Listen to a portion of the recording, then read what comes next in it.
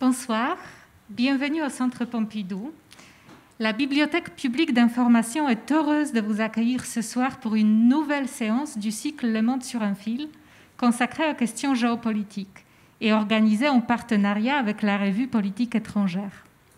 Son rédacteur en chef, Marc Ecker, a préparé le débat de ce soir et devait l'animer, mais il ne pourra malheureusement pas être là. Et je remercie chaleureusement Dominique David de l'IFRI qui a accepté de modérer notre rencontre. Je lui laisse tout de suite la parole pour présenter la thématique du jour ainsi que nos intervenantes. Je voudrais juste préciser que nous allons également entendre ce soir une courte lecture par Élodie Vincent du journal Wuhan Ville Close de l'écrivaine chinoise Fang Fang, dans la traduction de Frédéric Daléas et Geneviève Imbeau-Bichet, paru au mois de septembre chez Stock. Je vous souhaite une très bonne soirée. Bien, mesdames, messieurs, bonsoir et merci d'être avec nous en ces temps contraires et contrariants. Pour changer un peu, nous allons parler donc du Covid ce soir. Le temps de la crise du Covid, vous l'avez certainement remarqué, ça a été un temps plein de discours d'experts, de discours de politiques éminemment contradictoires les uns et les autres. Nous allons aujourd'hui nous focaliser sur ces discours et leur importance dans l'ordre géopolitique.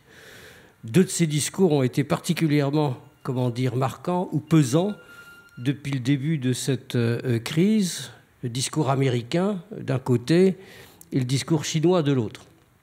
Et la question qui est posée aujourd'hui, c'est celle du sens et des implications historiques, géopolitiques de ces discours. Qu'est-ce qu'ils représentent ?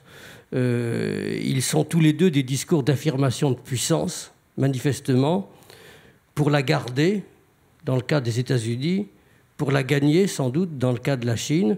Est-ce que ça signifie que les cartes de la puissance sont en train de se répartir radicalement à la surface de la planète ? Est-ce que ça veut dire qu'on passe d'un monde à l'autre pour faire spectaculaire, d'un monde qui serait le monde du XXe siècle américain au monde du XXIe siècle qui serait chinois ? Peut-être, peut-être pas. On va essayer d'en discuter ce soir. On va essayer d'en discuter avec nos deux invités.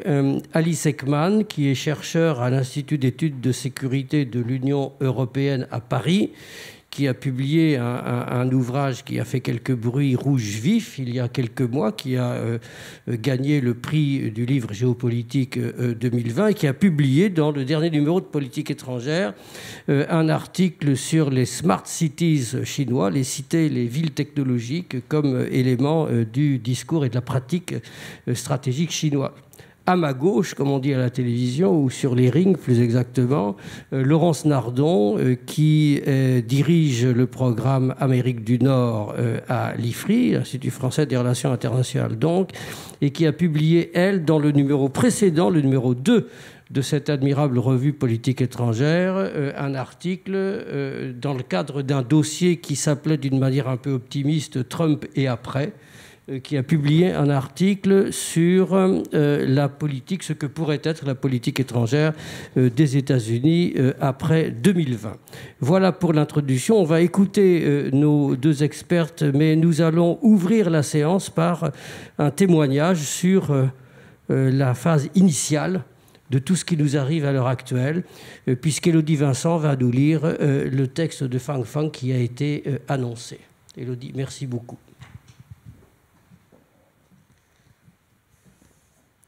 Aujourd'hui, je suis contrariée. Et cela n'ira mieux que quand j'aurai dit ce que j'ai sur le cœur. De nombreuses villes ont envoyé des volontaires aider les employés des funérariums à Wuhan. À leur arrivée, ces équipes ont déployé des bannières souvenirs et se sont prises en photo avec, avant de poster le tout sur Internet. Un tel comportement nous a laissés perplexes. Alors que nous vivons des événements tragiques, ces gens-là chercheraient-ils en plus à nous faire peur ? Nous vous remercions pour votre soutien, mais laissez-moi vous dire une chose. On ne déploie pas bruyamment des bannières en toutes circonstances. Arrêtez ce manège qui fait froid dans le dos. D'accord ? Le gouvernement a demandé aux fonctionnaires de se rendre sur le terrain au contact de la population. Et c'est une bonne chose. Je suis sûre que la plupart d'entre eux feront de leur mieux. Toutefois, dans une vidéo envoyée par un ami, on peut voir un de ces groupes de fonctionnaires se prendre en photo autour d'un drapeau. On a l'impression qu'ils viennent d'arriver sur un site touristique, alors qu'en réalité, ils sont censés intervenir dans une zone durement touchée par une épidémie.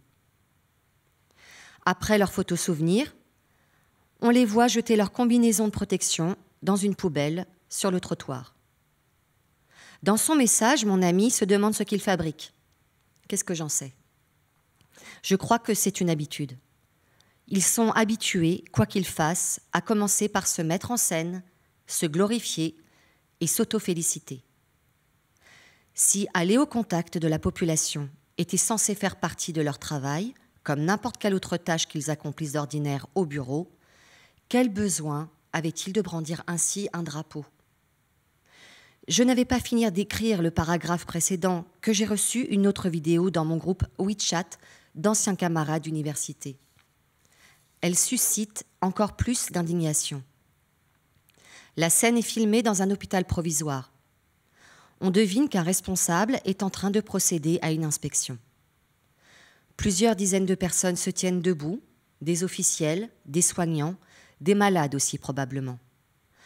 Toutes portent un masque et, face à des malades alités, chantent à tue-tête « Sans le Parti communiste, il n'y aura pas de Chine nouvelle ». Tout le monde connaît cette chanson.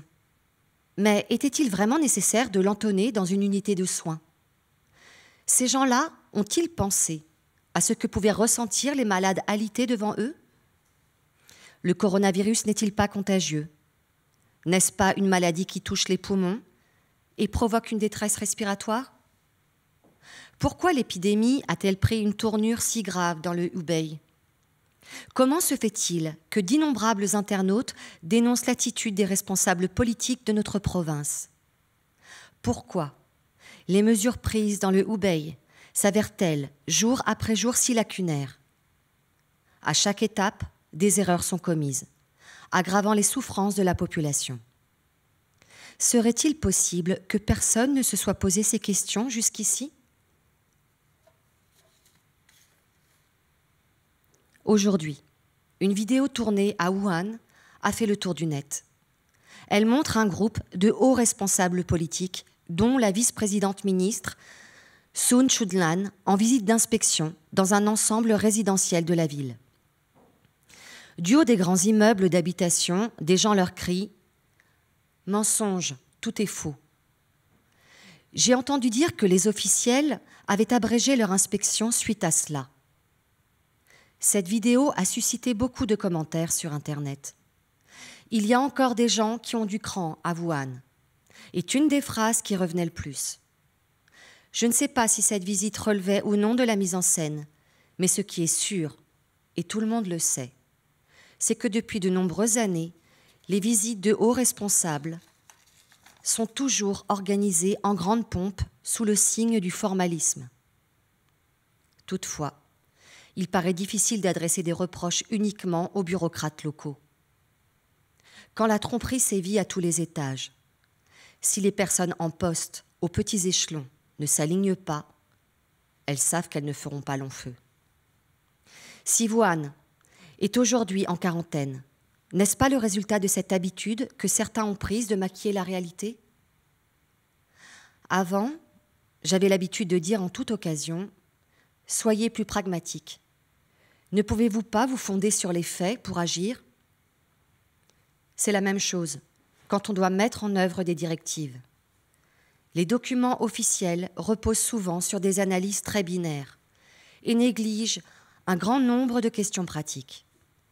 Si, au contraire, on s'efforce d'accéder à son objectif en se fondant sur la réalité plus nuancée, il devient possible d'attirer l'attention des échelons supérieurs sur les éventuelles lacunes des directives ou de remédier soi-même à ses défauts.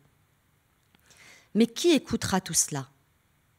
Maquiller la réalité, au vu et au su de tous, s'adonner au formalisme en jetant l'argent par les fenêtres, C'est le nouveau coronavirus qui a contaminé notre société depuis bien longtemps.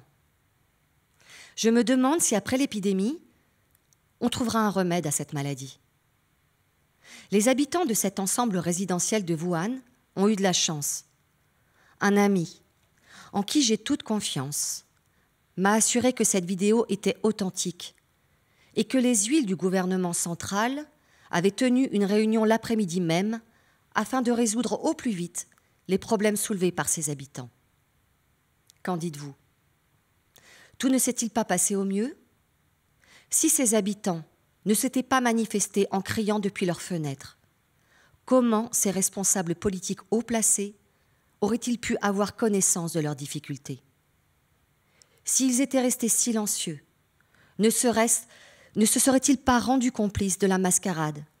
Et ne serait-ce pas eux qui, au bout du compte, en auraient fait les frais?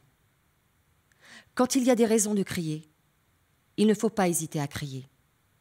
Il n'est pas toujours facile de se distinguer des autres et de faire entendre sa voix.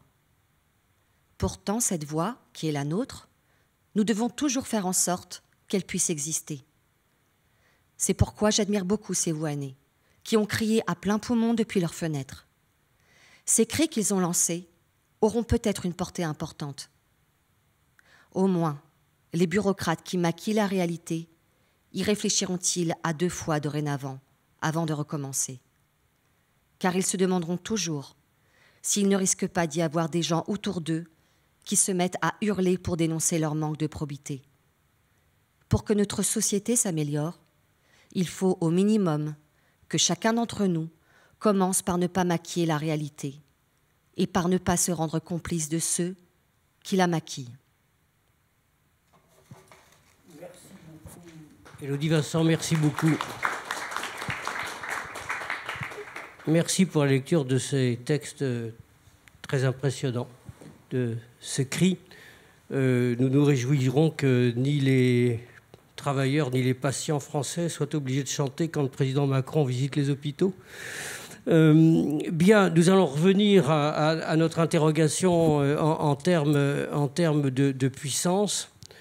Laurence Nardon, donc peut-être éventuellement une réaction, si vous le souhaitez, sur ce que vous venez d'entendre. Et puis, on va entamer par la réponse à une question très générale. Ce discours américain, cette pratique américaine vis-à-vis de la Chine, mais vis-à-vis aussi du monde, plus généralement pendant la crise du Covid, ça a quel sens en ce qui concerne la puissance américaine et l'affirmation de la puissance américaine? Laurence Nardon. Merci. Merci à tous d'être là. On est vraiment très surpris, n'est pas le bon terme, enfin très heureux de voir que les gens continuent à sortir pour venir écouter des conférenciers comme nous. Et par ailleurs, à titre personnel, je suis très contente de retrouver Dominique et Alice. Bref. Une réaction. Alors, Dominique, tu m'as demandé une réaction sur le texte. Je trouve que c'est quand même toujours réconfortant de voir que dans des dictatures, quelle que soit la dureté des dictatures, des textes réussissent à sortir. C'est un peu comme pendant l'URSS, on continuait à avoir quelques rares textes de dissidents. Là, c'est un nouvel exemple. Et bon, enfin, même si sur le fond c'est terrible, le fait qu'on puisse entendre ce texte aujourd'hui à Paris, c'est quand même réconfortant quelque part. Enfin, je laisserai Alice réagir.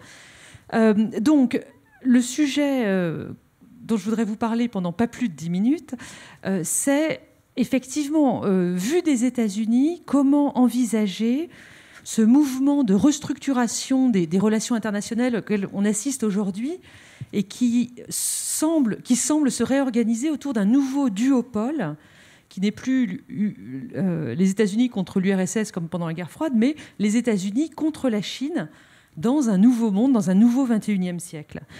Où, bien évidemment, on voit que des États-Unis qui sont fatigués d'être le gendarme du monde, et depuis plusieurs présidences, ça ne date pas de Trump, ont tendance à s'en retirer. Eh bien, la nature ayant horreur du vide, la montée en puissance de la Chine permettant cela également, il y aurait comme ça 2 puissances qui se croiseraient, une déclinante, une ascendante. C'est une hypothèse. Mais donc on va la discuter. Mais avant même d'en discuter, je voudrais parler des États-Unis, qui sont ma spécialité. Je ne parlerai pas de la Chine, et dire à quel point finalement le débat stratégique sur la Chine est ancien aux États-Unis. Il y a un débat stratégique sur ce qu'est la Chine, ce qu'est la puissance chinoise aux États-Unis, je dirais au moins depuis 1949, bien sûr. Dans les années 70, quand les États-Unis ont établi des relations diplomatiques avec la Chine, ce qui était à l'époque pas évident. Et puis, je voudrais surtout parler des années 1990, où le débat stratégique américain sur la Chine se structure, et ce jusqu'à aujourd'hui, autour de 3 questions principales. La première, c'est de savoir si la Chine peut... la Chine elle-même ou le système chinois communiste pourraient évoluer vers une démocratie, se démocratiser. Est-ce que c'est possible ou est-ce que c'est impossible pour le régime communiste? Il faut envisager un changement de régime. Deuxième, parce qu'il y a des sous-questions en dessous de cette vaste question. L'autre sous-question est de savoir si les puissances libérales étrangères, comme les États-Unis vis-à-vis de la Chine, peuvent faire quelque chose pour hâter ce processus ou au contraire doivent s'en tenir à l'écart parce que tout ce qu'elles pourraient faire ne ferait qu'empirer la situation. Et d'ailleurs, aux États-Unis, vous voyez donc des écoles se dessiner sur chacune de ces questions pour apporter des réponses différentes. Je parlerai peut-être de Kissinger tout à l'heure, mais j'avance. La grande question numéro 2, c'est de savoir, et les États-Unis sont dans le noir complet à cette époque-là, quel est le projet politique de la Chine pour le monde? Est-ce que la Chine est une puissance uniquement mercantile qui va se développer de manière régionale? Ou est-ce qu'au contraire, elle a un projet politique pour le monde? Et quel est-il? Est-ce que c'est un projet néfaste? Est-ce que c'est un projet dont on peut bénéficier, etc. Troisième question, qui est un peu la conclusion des 2 précédentes, est-ce qu'un affrontement entre les 2 puissances est inéluctable ou pas? Alors, ces 3 questions, elles agitent le marigot intellectuel de Washington et puis aussi de la côte ouest, parce qu'il y a pas mal de think tanks. Les think tanks américains sont tous sur la côte est, autour de Washington, New York. Côte est, pardon, j'ai dit ouest. Okay. Mais quand on parle de la Chine, il y en a aussi du côté de Monterey, en Californie, enfin, puisqu'il y a une proximité, enfin, tout est relatif. Enfin, la Chine est de l'autre côté du Pacifique. Donc, il y a aussi des interrogations de ce côté-là. Mais bref, il y a des écoles qui apparaissent et qui cherchent à répondre, à explorer en tout cas les 3 questions telles que je vous les ai données. Ça, c'était dans les années 90, ça s'est poursuivi, mais aujourd'hui, très clairement, on a les réponses au moins aux 2 premières questions. La première question, est-ce que la Chine va se démocratiser? Certainement pas. Ça, je laisserai Alice en dire des choses plus précises et plus informées là-dessus. Deuxièmement, le projet politique de la Chine, il semble qu'il est clair, c'est de proposer en tout cas un modèle alternatif à celui des démocraties occidentales.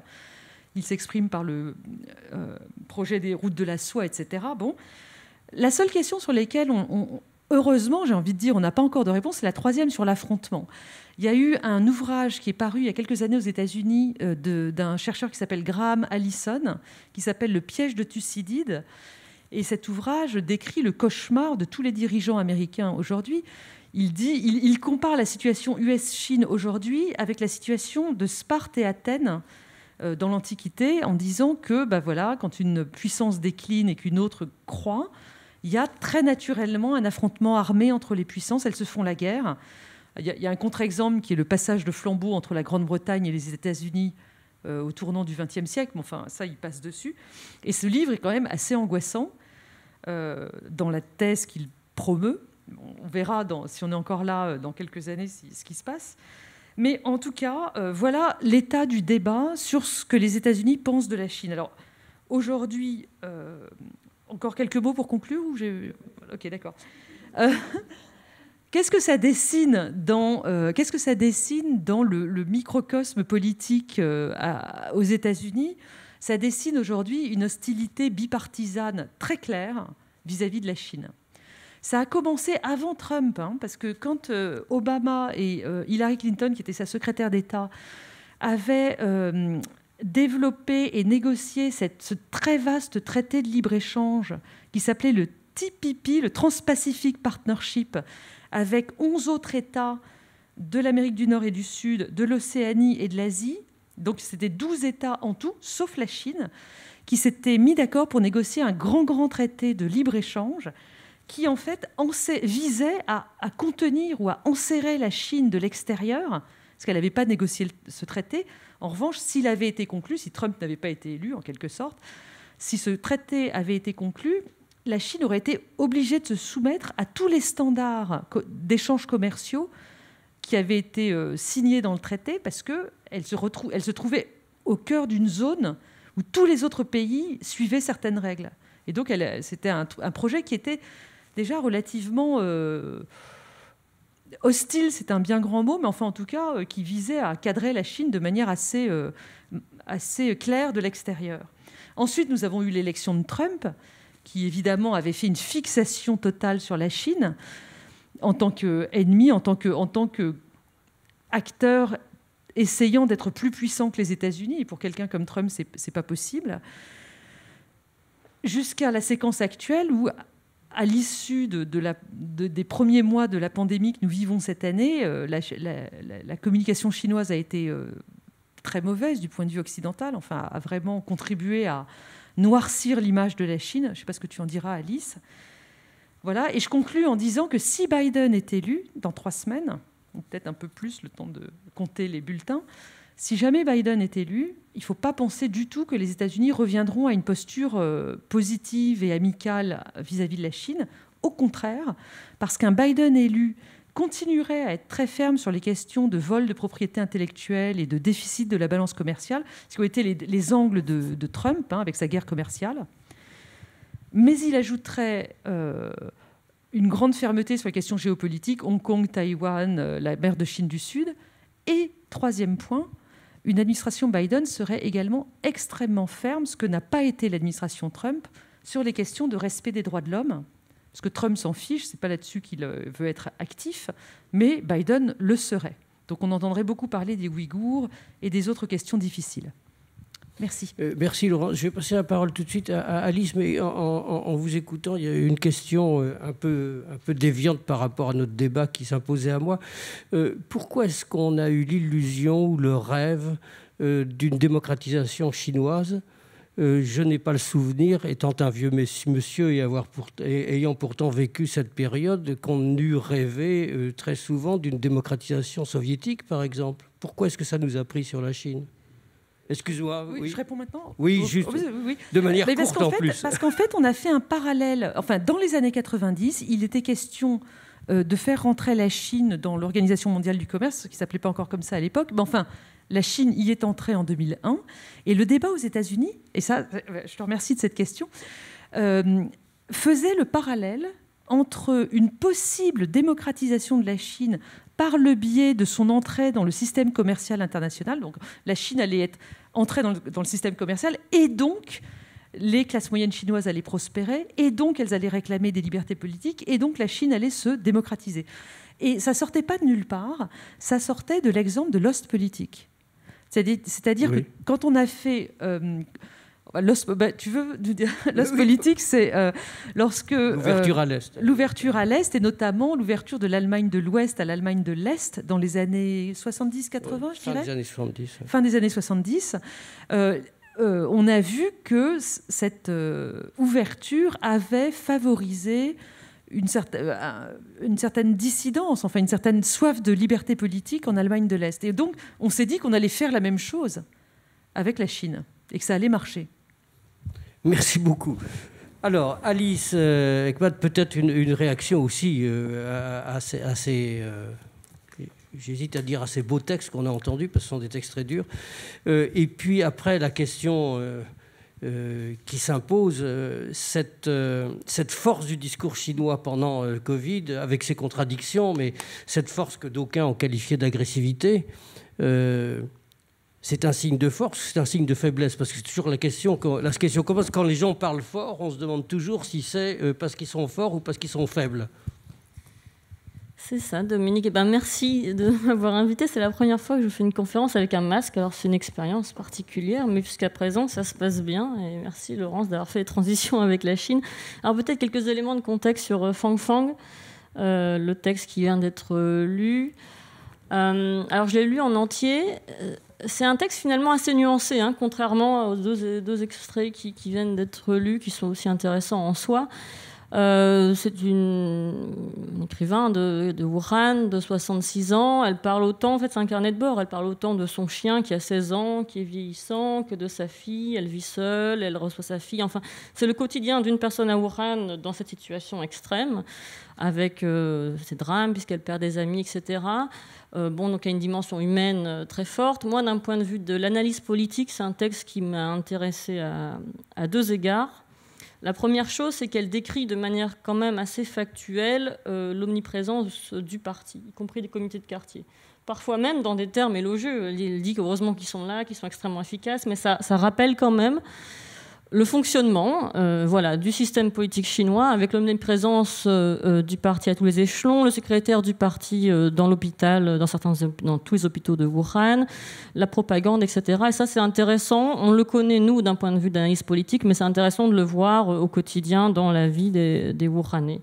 Ça, c'est le premier point. Le deuxième point, moi, qui m'a intéressé, c'est finalement l'histoire de ce texte. C'est-à-dire qu'elle a commencé à publier, donc c'est des pages de blog, on pourrait dire, enfin des pages sur les réseaux sociaux, sur le réseau social Weibo.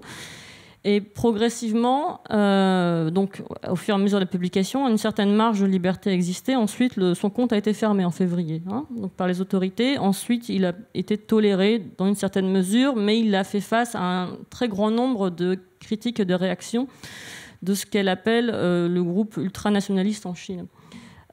Et actuellement, certains l'accusent d'être une traîtresse à la botte de l'Occident parce qu'elle a elle a vendu les droits de son livre à des maisons d'édition étrangères. Donc, ça montre aussi les tensions très fortes qui existent aujourd'hui en Chine, pas uniquement entre les autorités et les écrivains et les intellectuels, mais aussi au sein de la population, dans une période particulièrement tendue de rivalité Chine-États-Unis, qui est aussi ressentie par une frange nationaliste de la population. Donc c'est intéressant de mettre un peu en contexte ce texte, parce que voilà, c'est la situation actuelle. Alors pour parler plutôt du siècle chinois, est-ce qu'on rentre dans le siècle chinois aujourd'hui, ou quelles sont les forces et les faiblesses de la Chine aujourd'hui ?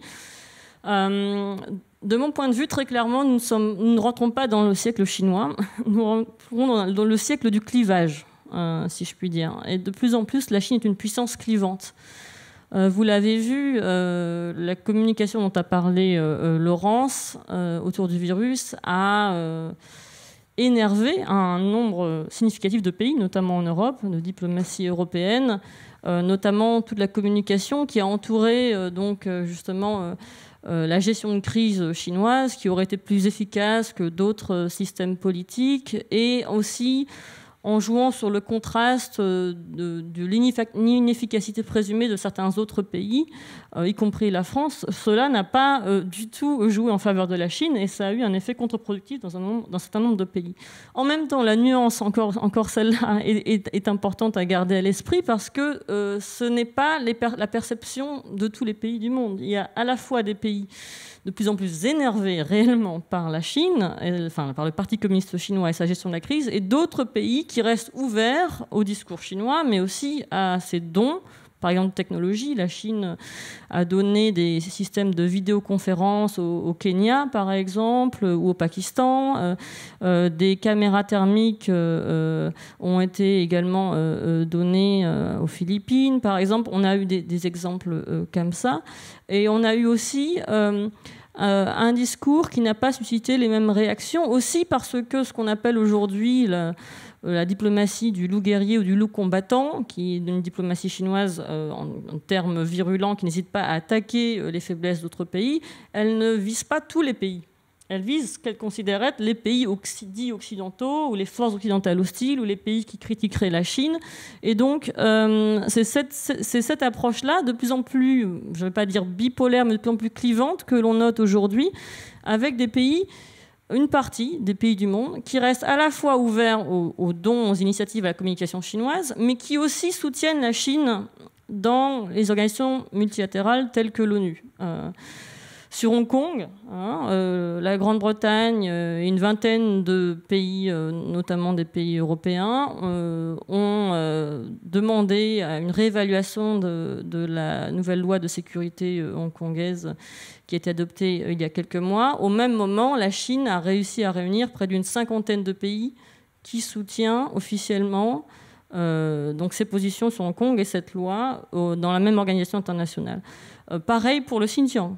On a un clivage avec un groupe de pays qui demandent des comptes à la Chine et qui critiquent de plus en plus les positions chinoises, et à l'inverse, un autre groupe de pays, c'est souvent à peu près les mêmes d'ailleurs, qui soutiennent la Chine. Et la Chine essaye aujourd'hui, là c'est les mots de Xi Jinping, d'élargir son cercle d'amis. C'est-à-dire de proposer ces initiatives à un maximum de pays dans le monde, avec une approche qu'on pourrait qualifier de comptable de la diplomatie. Même il n'y a pas de petits pays, finalement, même s'il y en a dans les faits, d'un point de vue de la faiblesse militaire ou économique. Mais il faut, d'un point de vue diplomatique, proposer à un maximum de pays pour obtenir un soutien qui pèsera au niveau multilatéral. Et elle le fait un peu tous azimuts, y compris vis-à-vis des pays alliés ou partenaires des États-Unis. Elle le fait, par exemple, en proposant la Banque asiatique d'investissement pour les infrastructures en 2014, une organisation multilatérale dont le siège est désormais, a toujours été depuis sa création en 2014 à Pékin, et dont certains pays européens, dont la France, sont membres fondateurs. Ça a créé des tensions transatlantiques ponctuelles, mais quand même sérieuses. De même, la Chine a proposé l'initiative des nouvelles routes de la soie, pas uniquement l'initiative, mais ce qu'elle appelle des accords cadres, donc c'est-à-dire formalisés par la signature, même si ce n'est pas obligeant d'un point de vue du droit, formaliser le soutien d'un pays aux nouvelles routes de la soie. Par exemple, l'Italie a signé un tel accord il y a près de 2 ans. Ça a également créé des tensions transatlantiques. Donc, est-ce qu'on rentre dans le siècle chinois ? Non, parce qu'il y a cette bipolarisation émergente. Et puis, comme l'a souligné Laurence, bien sûr, cette crise du Covid a eu lieu et se développe toujours actuellement en plein de tensions sino-américaines qui sont profondes et, de mon point de vue, de long terme. Parce qu'elles sont géostratégiques, autour de la mer de Chine du Sud, autour de Taïwan. Elles sont économiques et commerciales, on l'a vu. Elles sont de plus en plus technologiques, avec une longue liste de technologies clivantes et qui posent des enjeux, des points de tension qui deviennent des points de tension majeurs entre la Chine et les États-Unis, bien au-delà de la 5G de Huawei. Et puis aussi parce qu'il y a une rivalité idéologique majeure. Laurence en a parlé, mais cette rivalité existe. Elle existait avant le Covid. À l'occasion du Covid, Xi Jinping a cherché à montrer que son système politique et sa gestion de la crise étaient plus efficaces que celles de d'autres pays, notamment démocratiques. Mais cette rivalité existait déjà en 2013. En 2013, Xi Jinping disait face aux membres du comité central, nous devons poursuivre, alors je cite de tête, excusez-moi, ce n'est pas les mots exactement, mais en substance, nous devons poursuivre le chemin du socialisme à la chinoise et vaincre à terme le capitalisme, puisque le socialisme est supérieur au capitalisme, c'est la trajectoire naturelle de l'histoire de l'humanité. Ça, c'est la dernière phrase, je la cite de tête, elle est juste. Mais pour vous dire que la rivalité idéologique était déjà marquée avant l'élection de Donald Trump.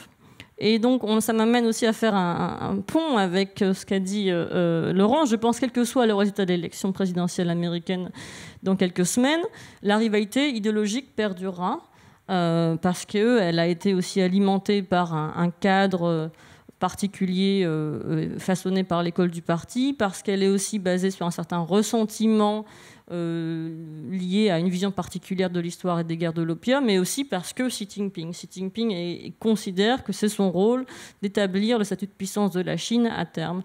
Donc, moi, je pense que la compétition est ouverte, que le clivage se creuse et sera là pour encore longtemps. Parce que réellement la réception et la perception de l'ascension de la Chine est vraiment très hétérogène, et aujourd'hui je me retiendrai bien de parier sur le résultat de cette compétition actuellement en cours. Merci Alice. Une petite question pour ouvrir aussi le débat à propos de la Chine. Parmi les dimensions de la impressionnante de la puissance chinoise, vous avez signalé la technologie, vous avez beaucoup travaillé là-dessus, en particulier dans le cadre de ce dernier papier sur les smart cities chinoises. On est très impressionné dans le débat public généraliste par la 5G chinoise, etc., et cette formidable puissance technologique que semble déployer la Chine. Est-ce qu'il n'y a pas aussi de formidables vulnérabilités ?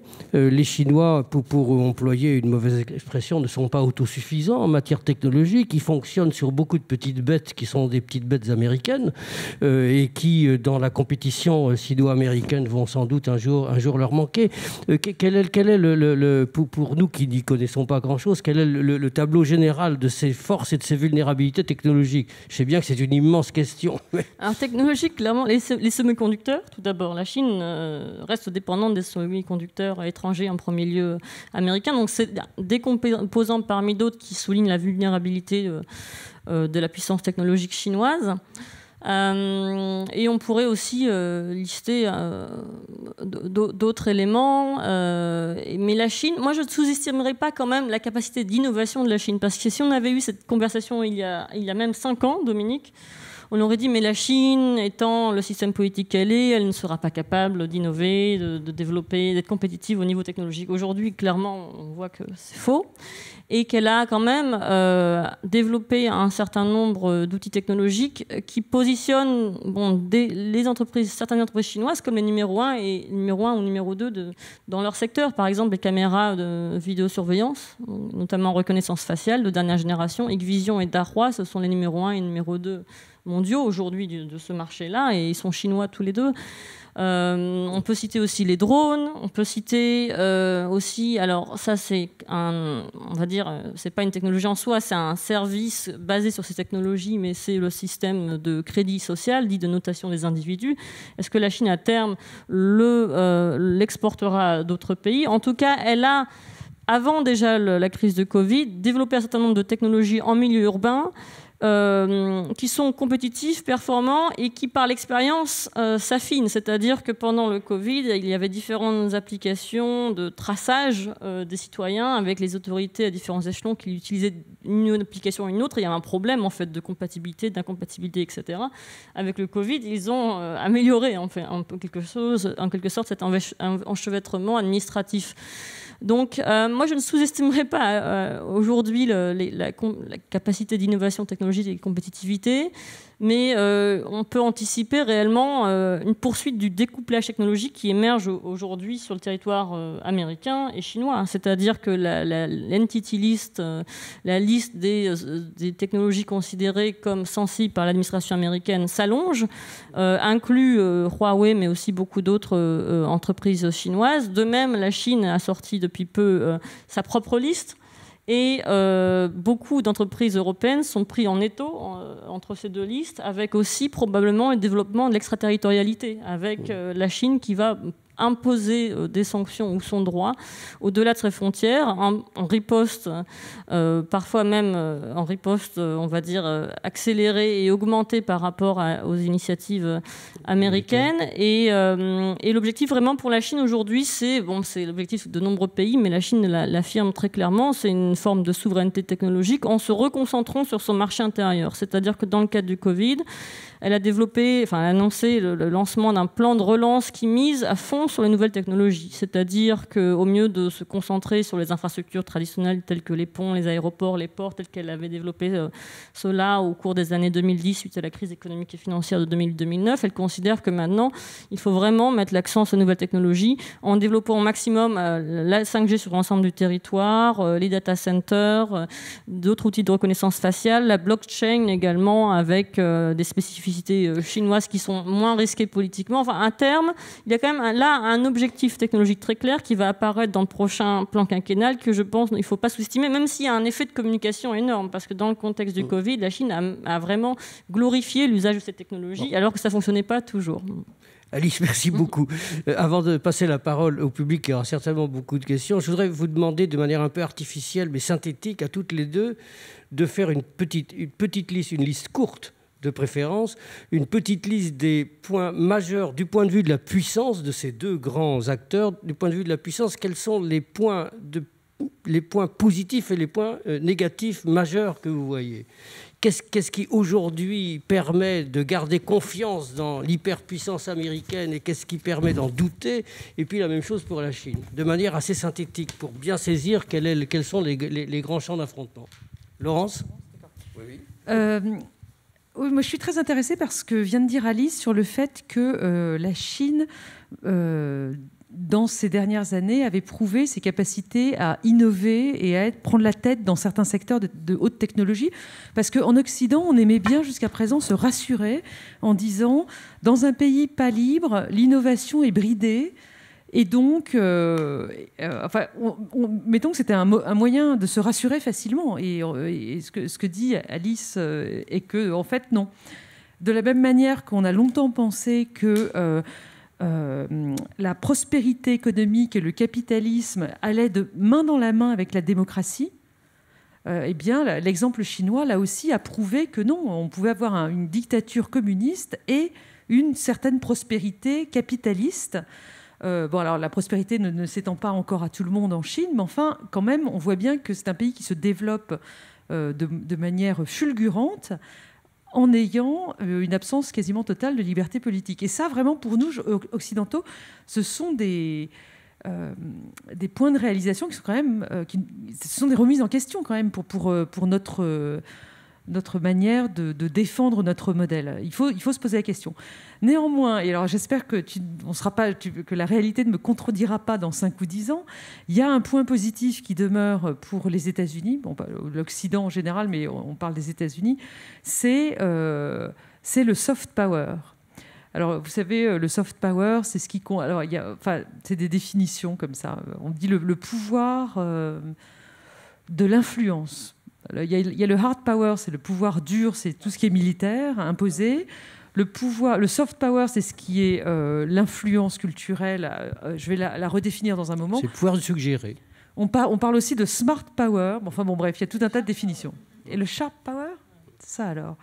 Bon, tu nous en diras plus. Mais revenons au soft power. Donc c'est le pouvoir d'influer à la fois par la culture. Et alors Dieu sait qu'avec le confinement, tout le monde s'est abonné à Netflix et on a tous regardé encore plus de séries américaines qu'avant. Il y a aussi l'influence des débats intellectuels ou de société. Par exemple, aujourd'hui, tout le monde parle du mouvement MeToo, tout le monde parle du mouvement Black Lives Matter. C'est quand même là l'une des modalités de l'expression du soft power américain. Là où il est un peu faible aujourd'hui, le soft power américain, c'est dans l'expression d'un modèle porté par les États-Unis, parce qu'on voit bien que la démocratie américaine aujourd'hui, si elle n'est pas du tout une dictature comme en Chine, les journalistes américains se font insulter par Trump, mais jusqu'à présent, ils ne sont pas mis en prison.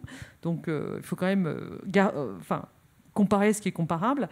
Il est certain que les États-Unis qui veulent ériger leur modèle démocratique en modèle, c'est difficile en ce moment. Néanmoins, et pour conclure sur, donc, me demander les points forts du modèle américain, je pense que l'expression d'un soft power culturel américain reste quand même sans égal aujourd'hui. Alice ? Je pense aussi que la dimension technologique américaine est quand même pas oubliée.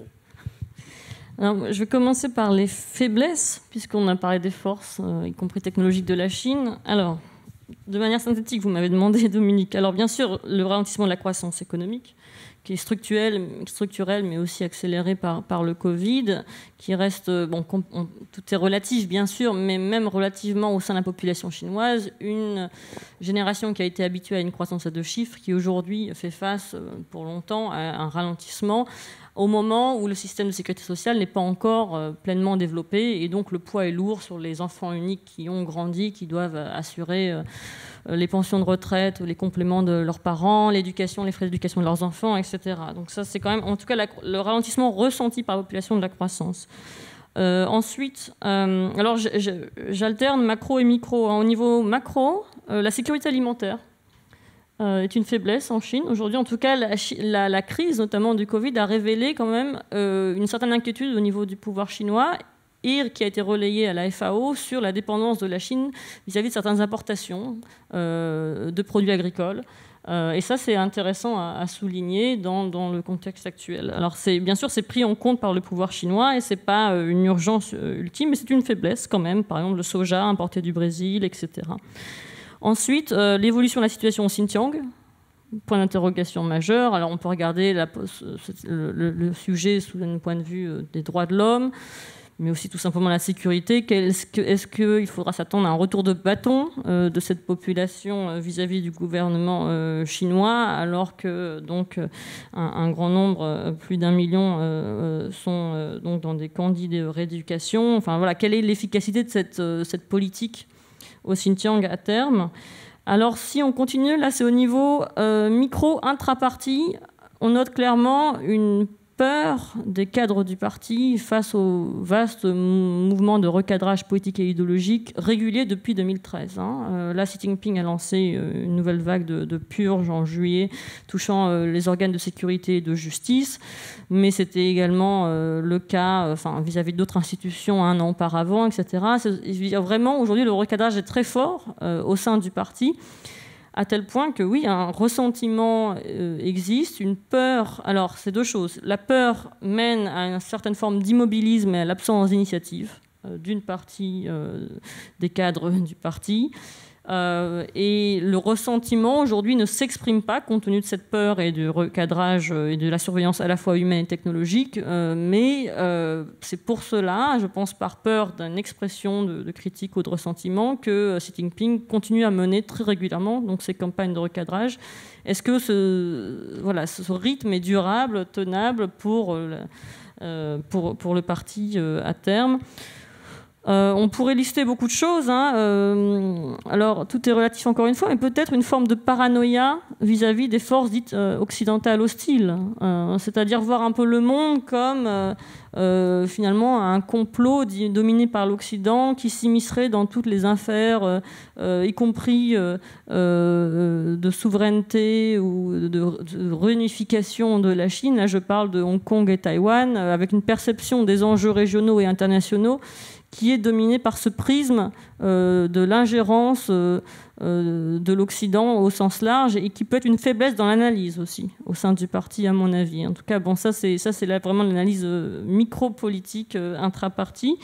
On pourrait lister encore beaucoup d'autres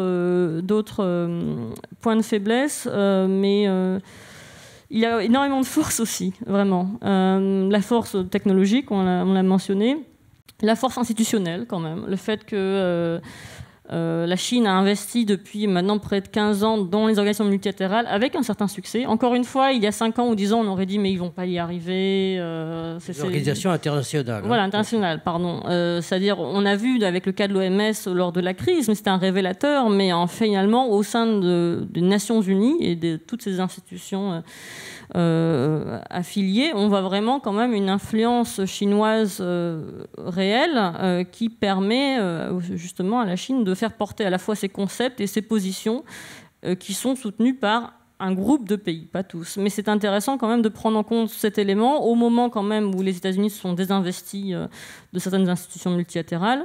Je ne dirais pas que la Chine a investi parce que Trump a désinvesti, c'est pas ça. La Chine a bien investi bien avant l'élection de Donald Trump au pouvoir et continuera à le faire malgré les critiques et on va dire la vigilance accrue de certains pays, y compris européens, face à cet activisme diplomatique chinois dans les organisations multilatérales. Mais vraiment, on pourrait se poser la question d'une bipolarisation des institutions multilatérales, voire d'une décrédibilisation de certaines parce qu'elles sont perçues comme sous influence d'un pays, notamment de la Chine. En tout cas, je pense que ce n'est pas négligeable, d'autant que on a noté une certaine coopération ou coordination entre Pékin et Moscou dans certaines enceintes multilatérales. Alice, j'avais une remarque à faire, si tu as fini. C'était de dire que justement, l'administration Trump, parce qu'elle ne croit pas au multilatéralisme comme à une chose bénéfique, s'était retiré il y a 4 ans, donc quand Trump est arrivé au pouvoir, avait décidé de retirer les États-Unis de toutes ces organisations internationales. Et il s'est passé un truc très intéressant en début d'année 2020, à peu près vers janvier.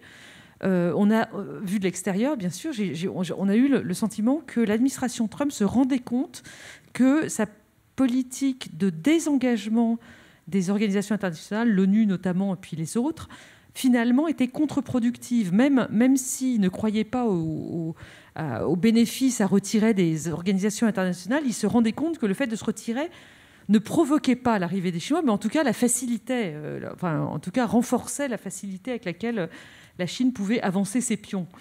Et on voit donc depuis janvier, par exemple, la nomination d'un diplomate américain dans un poste qui a été créé nouvellement et qui est un poste dédié à l'entrave des avancées chinoises à l'ONU. Ouais, et ce monsieur qui s'appelle Marc Lambert a d'ailleurs réussi au mois de mars dernier à faire échouer la candidature d'une Chinoise d'ailleurs, qui s'était portée candidate pour prendre la tête de l'OMPI, l'Organisation mondiale de la propriété intellectuelle. C'est un Singapourien qui a été élu. Donc le gars a réussi. Je ne sais pas s'il était tout seul, mais enfin, en tout cas, il a réussi ce qu'il souhaitait faire. De même, les États-Unis ont présenté des candidats pour des postes dans des endroits où ils étaient invisibles depuis 3 ans, et même au-delà de l'ONU, parce qu'ils proposent quelqu'un à l'OCDE, ils proposent quelqu'un aussi à la Banque interaméricaine de développement, enfin dans tout un tas d'instances. Et donc, il y a une sorte de retour. Alors, ça ne veut pas dire que l'administration Trump s'est mise à croire au multilatéralisme. C'est juste que... Non, je t'interromps, excuse-moi, mais l'élection de Joe Biden ne changerait pas grand-chose dans la diplomatie américaine, mais changerait quand même cet investissement dans le multilatéralisme. Est-ce qu'on peut, par exemple, imaginer que les Américains réinvestissent l'OMC ? Parce que l'OMC, l'Organisation mondiale du commerce, est totalement bloquée à l'heure actuelle pour des tas d'arguments, mais en particulier parce que les Américains bloquent la nomination des juges à l'Organisation de règlement des différends, c'est-à-dire que là, ils empêchent l'organisation de fonctionner. Est-ce que ça pourrait changer quelque chose ? Oui, absolument. Alors, ça intéresse la Chine directement. Dans le programme de Biden, il y a bien marqué noir sur blanc que son administration ferait un retournement à 180 degrés sur cette question de multilatéralisme, parce que lui croit au multilatéralisme. Et donc, il reviendrait sur... Par exemple, entre autres exemples, Biden dit que s'il est élu, les États-Unis reviendront dans l'accord de Paris dès le premier jour. Donc, voilà. Et sur l'OMC, oui, bien évidemment, il débloquerait le système. Et alors... Mais c'est ce que je disais tout à l'heure sur la Chine, c'est pareil sur le libre-échange. C'est-à-dire qu'une administration Biden... ce n'est pas complètement un retour à l'administration Obama. On dit parfois que ce serait une 3e administration Obama, un mandat de Biden. En fait, ce ne serait pas complètement vrai parce que, Biden l'a dit, il n'y aura pas de retour en arrière sur le commerce. Biden, de même que sur la Chine, il sera lui aussi beaucoup plus critique que les présidents avant Trump. Il sera aussi beaucoup plus strict sur les questions de protection des classes moyennes américaines en lien avec le libre-échange. C'est vrai que, si vous voulez, la période du libre-échange heureux est terminée aux États-Unis. On n'est plus dans ce cycle-là. Et même si Biden est élu, il voudra protéger les American workers, la classe ouvrière américaine, si je peux employer ce terme vieillot. Voilà, donc... est-ce que ça répond à ta question ? Oui, ça répond parfaitement à ma question. Est-ce qu'on peut maintenant demander, mesdames, messieurs, si tout cela vous... voilà, il y a déjà une main qui se lève par là-bas. Je vous en prie. Je vais tenir le micro. Oui. Le Covid nous a donné beaucoup de conférences, beaucoup de débats. J'ai l'impression que l'élection de Trump a permis la haine des États-Unis contre la Chine. La Chine, c'est un néo-communisme. Je ne suis pas tout à fait d'accord. Pourquoi l'acharner comme ça ? Ils ont fait des efforts. La France a fait beaucoup de business avec. Et je ne crois pas que le mal unique, c'est la Chine.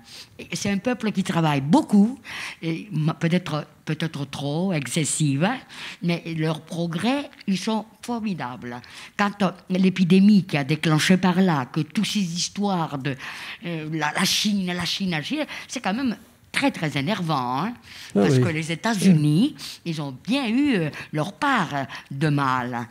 Qui nous dit que tous ces services de la CIA et tout ça, avec la haine de Trump, j'y pensais, on a pensé, ça pouvait déclencher ça aussi. Parce que la haine de Chine, je suis contre. D'accord, on a compris. Alors, bon, pour résumer, si vous permettez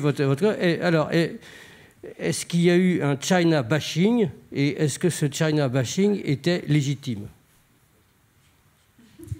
Allez. Non, moi je veux juste dire que... comment non, tu réponds. Je réponds. Je veux juste faire observer que c'est pas parce que... c'est pas des vases communicants, cette relation sino-américaine. C'est pas parce qu'on critique la Chine qu'on pense que les États-Unis sont bons et vice-versa. Il peut y avoir deux méchants dans l'histoire. Oui, il est rare que dans un film américain, il n'y ait que des méchants. Souvent, il n'y en a qu'un seul, tu observes. Non, mais dans ce type de commentaire, il faut être quand même précis, hein, madame. Dans ce type de commentaire, il faut être précis. J'écoute le commentaire, mais là, de qui parlez-vous ? Nous, on ne fait pas de China bashing aujourd'hui, on fait de l'analyse. Ce qui est réel, non, mais laissez-moi finir. Ce qui est réel, c'est qu'il y a une joute verbale au niveau diplomatique et au niveau officiel. Ça, c'est réel, hein, entre Washington et Pékin. Et c'est très virulent, c'est très dur, c'est très agressif. Des deux côtés. Vous vous souvenez que donc, le représentant du ministère des Affaires étrangères chinois a accusé les États-Unis d'être à l'origine du virus, a accusé les États-Unis d'avoir militairement inoculé le virus sur le territoire chinois. Donc on est en fait dans une rivalité très forte aujourd'hui. Hein. Donc si vous voulez, l'état des discussions peut être aussi refléter un contexte qui est parfois assimilé à celui de la guerre froide. À mon avis, nous ne sommes pas dans un contexte de guerre froide. Mais c'est sérieux ce qui se passe actuellement. C'est une rivalité entre deux puissances qui voient les choses de manière très très différente, surtout. Et chaque crise exacerbe les perceptions, mais aussi la communication qui est extrêmement violente. Et si vous voulez, ça va loin dans la rivalité, puisque comme vous le savez, par exemple sur le territoire chinois, aujourd'hui ont été arrêtés 2 Canadiens en représailles à l'arrestation sur le territoire canadien de la numéro 2 d'entreprise Huawei. Vous voyez donc, si vous voulez, les tensions entre États retombent sur les individus et les entreprises. Et à mon avis, nous sommes qu'au début de cette rivalité extrêmement dure, violente et de long terme. Et ceci dit, pour ajouter une petite notion, moi qui suis les relations internationales par profession, mais qui ne suis ni un spécialiste de la Chine, ni un spécialiste des États-Unis, j'ai personnellement été assez surpris du niveau de décibel de cette opposition pendant la crise. C'est-à-dire que je pensais qu'il y aurait une traduction de l'opposition des puissances, naturellement, hein, et que ça serait instrumentalisé. Mais j'ai été surpris du passage des deux côtés à un niveau de décibel extrêmement lourd. Et effectivement, c'est une instrumentalisation d'une crise des deux côtés au profit, une fois encore, d'une bataille de puissance, tout simplement. Hein. Alors, monsieur là-haut, voilà, on repasse du côté droit, s'il vous plaît, du côté droit, par rapport à la présidence, hein, comme à l'Assemblée nationale. Oui, merci beaucoup. Oui, ma question sera pour Madame Ekman. Tout à l'heure, Madame Narbon a parlé de nos vieux fantasmes de voir la Chine se démocratiser avec l'arrivée du capitalisme et du développement d'une classe moyenne. Est-ce que parallèlement, ça pourrait être peut-être, pas une récession, mais la réduction de la croissance et l'insatisfaction, si elle devait advenir à un moment des classes moyennes, et la peur des cadres du parti, qui pourrait mener à des réactions de contestation plus virulentes de la part des classes moyennes qui, pendant longtemps, étaient assez satisfaites par l'évolution de leur situation. Ah, c'est intéressant. Alors, la croissance ayant échoué à démocratiser, est-ce que la décroissance peut démocratiser ? Ah oui, je vous caricature, excusez-moi. Non, c'est une question réfléchie. Alors, je n'ai pas de réponse immédiate et catégorique, puisqu'on fait l'analyse, mais c'est vrai que l'hypothèse de la démocratisation par l'émergence d'une classe moyenne a souvent été posée. Et on comparait aussi différentes classes moyennes de différents pays. Il faut bien se souvenir de l'histoire de la classe moyenne chinoise. C'est une classe moyenne qui a émergé grâce au parti. Souvent, la classe moyenne chinoise, même la classe moyenne chinoise actuelle, a des liens avec le parti. Soit ce sont une génération issue de fonctionnaires du cadre du parti, soit même sont membres du parti. Enfin, voilà, c'est quand même une classe moyenne politiquement intégrée qui a bénéficié de cette intégration politique sur le plan économique et individuel. Donc, voilà, le cas de la classe moyenne chinoise, on ne peut pas généraliser sur le phénomène de la classe moyenne chinoise, force de démocratisation dans tous les pays, en tout cas dans le cas de la Chine. Après, c'est certain qu'il y a...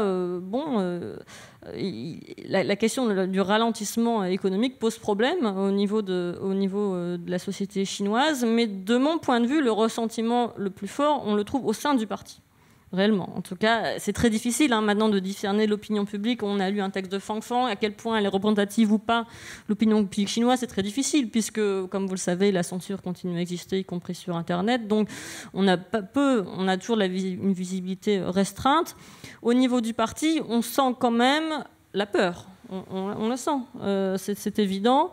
Mais il y a aussi le renforcement de la surveillance mutuelle au sein du parti, au niveau individuel, avec des séances de critique et d'autocritique entre camarades, au sein des unités de travail. Et à cette surveillance humaine s'ajoute la surveillance technologique. Donc en fait, le parti est quand même bénéficie d'un réseau de surveillance très dense et assez intelligent d'un point de vue de son architecture. Donc dans ce contexte-là, pour qu'une voix démocratique s'élève, je pense que c'est techniquement, finalement, assez compliqué. Enfin, j'ai du mal, vous voyez, à me représenter comment, pratiquement, techniquement, cela peut émerger. Après, là, on dit sur des questions... comment ça pourrait prendre collectivement Voilà, comment ça pourrait prendre collectivement à partir du moment où la surveillance existe à tous les échelons de la société aujourd'hui. Alors, oui, peut-être pas démocratique, mais d'un renversement du régime ou d'un changement de régime. Une contestation. Voilà, une prise de pouvoir par des élites au sein du parti, une mise à l'écart, on va dire, de l'équipe, de la famille de Xi Jinping. Est-ce que ça, ce serait envisageable, un changement de leadership, en fait ? Bon, alors le prochain congrès du parti en 2022 marquera les 10 ans de Xi Jinping au pouvoir. En 2018, il a amendé la Constitution permettant de lever la fin du mandat présidentiel. Donc on ne sait pas combien de temps il souhaite rester au pouvoir. Il a quand même, par ses mouvements de recadrage, nommé des proches à la tête d'institutions, les institutions les plus influentes, y compris les institutions de sécurité et responsables de la surveillance. Et certainement, il y aura encore plus de mouvements de recadrage à l'approche du 20e congrès, comme il en arrive à l'approche de chaque congrès. Encore une fois, voilà, le ressentiment existe, je pense que la peur existe aussi, mais à quel point physiquement, matériellement c'est possible, moi aujourd'hui je ne vois pas vraiment concrètement comment ça se fait. Mais personne n'a une vue complète du fonctionnement interne du parti, comme vous le savez, c'est une institution qui reste très opaque. Merci, monsieur. Bonsoir, j'avais une question pour Laurence Nardon. J'écoutais ce que vous disiez sur la fin du multilatéralisme, sur lequel émerge aussi la Chine. On voit que les États-Unis se désengagent petit à petit du monde, que les Européens ne sont pas forcément très unis. Le Brexit est là aussi pour le montrer.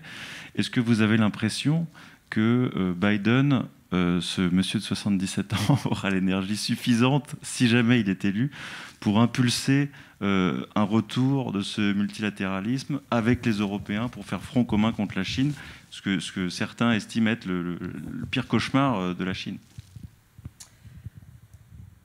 C'est en tout cas son projet tel qu'il est clairement mis en avant. Est-ce qu'il aura l'énergie? De toute manière, c'est pas lui qui va s'en occuper tout seul, donc il a une équipe autour de lui. D'ailleurs, un truc qui pose beaucoup de questions parce que, là, je fais un peu de politique intérieure américaine sur le programme des démocrates là, pour 2020, pour les élections qui sont déjà en cours aujourd'hui par correspondance. Biden a dû donner des gages à la gauche de son parti. C'est l'aile représentée par Bernie Sanders pendant les primaires. Et donc, Sanders, Elizabeth Warren, etc., se sont inclinés, l'ont reconnu comme candidat du parti. Et du coup, ils ont Biden a accepté de réfléchir avec eux à un programme commun entre l'aile modérée qu'il représente et l'aile radicale du Parti démocrate. Et sur les questions de politique étrangère, c'est très intéressant de voir comment les deux ailes du parti ont des projets différents. Biden, c'est un diplomate de la vieille école et il est pour une Amérique qui a un rôle moral dans le monde et qui défend la liberté, qui défend les droits de l'homme et la liberté politique, si vous voulez. Alors que l'aile gauche de son parti ne souhaite pas que les États-Unis interviennent trop à l'étranger, en tout cas pas militairement, mais mettre l'accent sur une Amérique qui va défendre les pauvres et les opprimés. C'est-à-dire qu'eux mettent l'accent sur l'égalité économique. Et donc, suivant les différents dossiers de politique étrangère, on voit que ces deux positions se déclinent parfois pareil, parfois différemment, parfois on trouve un arrangement assez facile. Mais en ce qui concerne le multilatéralisme, je pense que les deux côtés sont d'accord pour y croire à nouveau, hein. C'est l'idée qu'on peut coopérer avec des alliés et trouver ou même avec des ennemis en réalité, et trouver des solutions qui marchent pour tout le monde. Alors que Trump, lui, pense que les relations internationales sont un jeu à somme nulle. C'est-à-dire que si quelqu'un gagne, quelqu'un d'autre perd automatiquement. Et ça, Biden est tout à fait contre cette vision des choses. Oui, si vous permettez que j'ajoute un commentaire, monsieur, qui verse un petit coup de froid sur votre question. Je pense qu'effectivement, si monsieur Biden est élu, les relations entre les États-Unis et les Européens seront plus aimables, plus souriantes, et qu'il y aura un réinvestissement commun dans le multilatéralisme. Maintenant, de là à imaginer qu'il puisse y avoir constitution d'un front commun des démocraties, je résume, contre la Chine, moi, personnellement, ces dames ne sont pas obligées d'être d'accord avec moi, ça me paraît relever du domaine du rêve, pour plusieurs raisons. D'abord parce que les États-Unis ont des intérêts qui sont divergents des intérêts européens. Les grands rêveurs dans cette affaire sont les Britanniques, qui s'imaginent que quand ils vont quitter l'Union européenne, vont pouvoir séduire les États-Unis pour des accords commerciaux ouverts, que les États-Unis sont prêts à leur dérouler le tapis rouge, etc. Ils vont se faire tailler en pièces. D'ailleurs, les États-Unis leur ont déjà expliqué. Les États-Unis démocrates, comme les États-Unis républicains, sont extrêmement durs en affaires, et on dit même que les démocrates sont quasiment plus durs que les républicains en affaires quand ils négocient, par exemple, dans le domaine commercial. Le deuxième argument, c'est que les Européens ne sont pas d'accord entre eux. Évidemment, l'Union européenne, à l'heure actuelle, opère un virage assez spectaculaire, essayant d'unifier un petit peu toutes les grandes déclarations de ses membres, de ses 27 membres vis-à-vis de la Chine.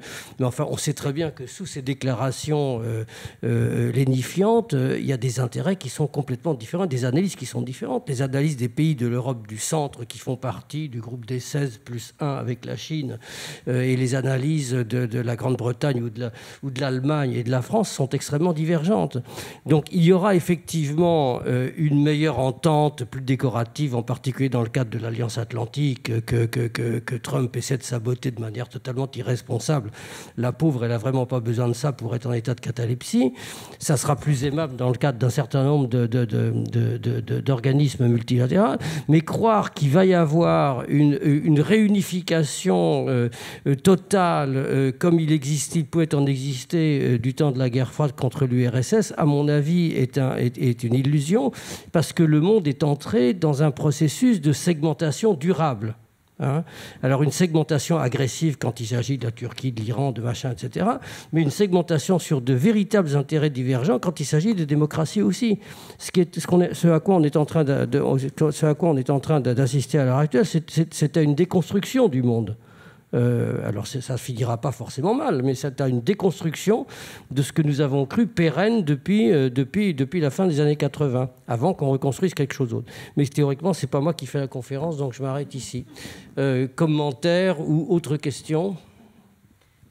Alice, question, mais tu es censée répondre aux questions, pas les poser, si? Alors, une question. Je n'apprends pas, Laurence. Non. Allez, Laurence. Vas-y, si. Laurence, allez-y. Juste, pour rebondir sur... bon, voilà, c'est pas grave. Sur vos propos, Dominique, sur le 16 plus 1, il y a quand même aussi une évolution du 16 plus 1. Hein. C'est vrai qu'il y a un problème d'unité, bon, ça c'est pas nouveau, sur plein de questions, plein d'enjeux géostratégiques entre États membres. Mais sur la Chine, le 16 plus 1, plusieurs pays sont revenus des promesses d'investissement chinoises qui ne considèrent pas à la hauteur des attentes espérées. La République tchèque revoit réellement son approche sur ses relations avec la Chine, notamment la ville de Prague qui développe des relations de partenariat avec la ville de Taipei, avec la ville de sénateurs tchèques à Taïwan, par exemple. C'est un exemple parmi d'autres. La Pologne, de par aussi ses forts liens transatlantiques, a toujours été sceptique vis-à-vis de ce format 16 plus 1 qui est devenu même 17+1. Et puis, il y a aussi, compte tenu de l'évolution politique et idéologique chinoise, une certaine aversion d'anciens pays communistes vis-à-vis de la propagande centralisée qu'ils ont connue et qu'ils savent peut-être ce qui déchiffrer. n'aligne pas forcément les positions d'une Europe éventuellement plus unie sur les positions américaines vis-à-vis de la Chine. Non, mais là, je parlais au niveau européen. Oui, d'accord. Tout à fait. Laurence avait une question pour Alice. Non, mais... Ah, pardon. Allez-y, monsieur, je vous en prie. Bonjour, et d'abord merci pour la conférence. J'avais une question plus pour Madame Ekman. On parlait beaucoup tout à l'heure de l'image de la Chine. Dès qu'elle va s'asseoir, va vous écouter. Bien sûr. Voilà. On parlait beaucoup de l'image de la Chine à l'international. Et à mon sens, la Chine, elle a toujours essayé, notamment depuis Mao, d'être fidèle à des idéaux qu'elle défend et qu'elle promeut. Et par exemple, je me rappelle, enfin en 50, je ne me rappelle pas, en tout cas en 56, elle promouvait le droit des peuples à disposer d'eux-mêmes lors de la conférence de Bandung. En tout cas, c'était Zhou Enlai qui le faisait. Et pourtant, on peut voir un virage très ferme à l'égard donc des Ouïghours, du Tibet à l'intérieur de la Chine. Donc, est-ce que pour vous, ce virage, c'est encore une contorsion idéologique du Parti communiste chinois, on va dire plutôt ethnique, ou est-ce que c'est plutôt une question nationale d'unité du pays qui veut assurer ses frontières et qui derrière ne veut pas, ne veut pas forcément de dissidence?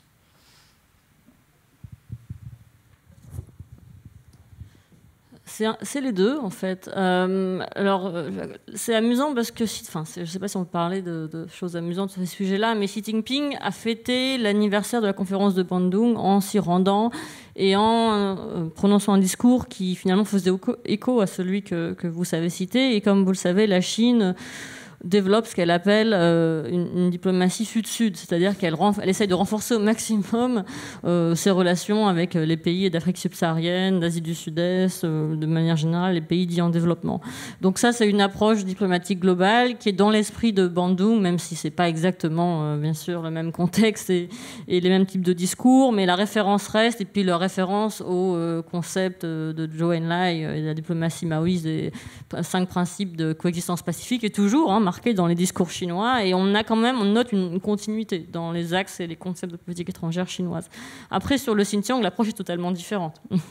Comme elle est vis-à-vis du Tibet ou d'autres peuples que la Chine, qui se trouvent sur le territoire chinois et que la Chine considère, elle, pas du tout. On n'est pas du tout dans la même logique. C'est pas du tout une approche diplomatique là, et donc c'est pas du tout l'esprit de Bandung voilà, c'est une question strictement intérieure. Et là, à l'inverse, le discours est de dire les puissances étrangères, notamment occidentales, n'ont strictement rien à dire sur la situation du peuple chinois. Et c'est à nous de gérer, comme nous sommes, nos questions intérieures. Donc on a vraiment là aussi une forte, des tensions diplomatiques qui émergent autour de la question du Xinjiang et une forte susceptibilité, on peut le dire, au niveau bilatéral et multilatéral. Mais c'est deux discours très différents. Bon, Laurence. Question. Oui. Alors moi j'avais une question pour Alice. J'ai parlé tout à l'heure du soft power américain. Je voulais savoir s'il y avait un équivalent chinois, une production culturelle, et est-ce qu'elle plaît dans les pays que la Chine, avec laquelle elle a établi des relations diplomatiques positives dont tu parlais tout à l'heure. Dans les voisins immédiats de la Chine, on sent plutôt une crainte vis-à-vis de ce pays. Donc je ne suis pas sûre que la pop chinoise fonctionne bien chez eux. Enfin, voilà, est-ce que tu pourrais nous... Oui, mais tout à l'heure, on parlait des concepts finalement de relations internationales. Là, il y a le soft power, le hard power, mais tu sais qu'il y a le sharp power maintenant qui a été produit.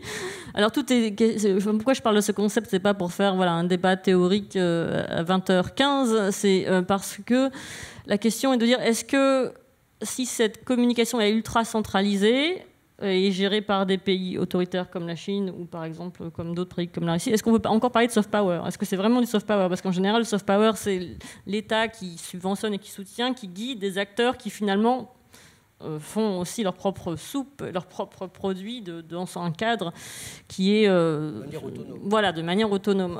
Dans le cas de la Chine, c'est clairement pas le cas, dans le cas de la Chine. Mais il y a une volonté, en tout cas, de projection d'une image particulière, mais aussi de concept. Si on prend le cas des nouvelles routes de la soie, par exemple, depuis son lancement à l'automne 2013 en Asie centrale, Xi Jinping a appelé les artistes à faire des expositions sur les nouvelles routes de la soie, les artistes chinois. hein. Et c'est bon aussi pour la carrière, pour l'avancement, etc. De même, on germait dans les universités des think tanks labellisés Nouvelle Route de la Soie, un peu partout. Et le concept a été aussi martelé à l'étranger dans le cadre d'organisation de conférences internationales soutenues par des think tanks chinois, donc les nouvellement créés, pour internationaliser ce concept. Ça, c'est juste un exemple parmi de nombreux autres qui montre quand même que la communication chinoise est extrêmement centralisée et diffusée par différents canaux, et les artistes et les intellectuels sont considérés comme des cadeaux quasiment identiques à ceux des diplomates, même si les moyens d'expression ne sont pas les mêmes. Et donc la Chine aujourd'hui dispose de nombreux canaux de diffusion. À mentionner s'ajoutent bien sûr les médias chinois qui se sont développés notamment en Afrique subsaharienne et d'autres pays qui diffusent en langue locale. Et aussi les entreprises, les associations d'entreprises chinoises, les forums d'entreprises, etc., parmi d'autres canaux. Donc c'est quand même, il y a une volonté vraiment de communication assez précise, communication internationale, mais aussi communication nationale, puisque, donc, comme tu le sais, l'année prochaine, c'est les 100 ans du Parti communiste chinois. Et Xi Jinping appelle déjà les artistes et chercheurs du pays à produire des œuvres qui vont glorifier le centenaire du parti et qui pourront être exposées et diffusées dans le cadre de cette année. Donc on a vraiment une mobilisation de tous les acteurs. Et parce que l'art pour l'art n'existe pas aujourd'hui en Chine, l'art doit être utile, ou la recherche doit être directement utile au parti. Et donc, on observe un rétrécissement du champ d'expression artistique et aussi universitaire assez évident. Certains diront c'est efficace, parce que finalement, le simple fait qu'on connaisse le concept des nouvelles routes de la soie aujourd'hui ici montre que cette méthode frappe et fonctionne. Et d'autres diront que c'est inefficace, parce que des champs de recherche émergente ou des sujets d'apparence inutile qui pourraient s'avérer utiles n'émergent pas dans ce contexte. Et là, on revient à la question de l'innovation, y compris en sciences dures, mais aussi sociales. Moi, je vais vous poser une question à toutes les deux. S'il n'y en a pas d'autres, ça pourra d'ailleurs être un début de conclusion. Ah si, vous, d'accord. Je pose quand même ma question. Je vous ai vu, monsieur. À court ou moyen terme, est-ce qu'on peut imaginer ou redouter que cette compétition tourne vinaigre ? C'est-à-dire qu'elle se saisisse non, ou bien au-delà du soft power, des moyens du hard power, c'est-à-dire qu'elle tourne un affrontement militaire. Pas forcément un affrontement militaire apocalyptique, naturellement, tout le monde sait qu'on ne montera pas à l'apocalypse en raison des armes nucléaires, mais qu'il pourrait y avoir des affrontements limités, moins limités, etc. À propos de quoi, bien entendu, tout le monde pense à Taïwan, et jusqu'où chacun de ces acteurs serait-il prêt à investir dans des défis, cette fois durs, des défis militaires? Bon, si vous voulez poser votre question, elles vont réfléchir à la mienne. Ok, ça marche, merci.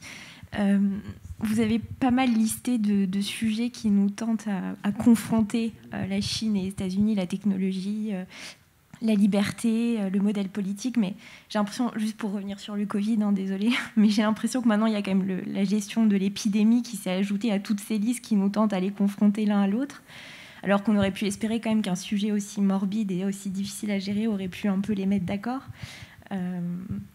Ce qu'on voit aux États-Unis, Trump qui est déjà reparti en campagne, qui attend à minimiser l'importance de l'épidémie, vous n'avez pas à avoir peur. Cuomo qui repasse derrière, si, il faut en avoir peur.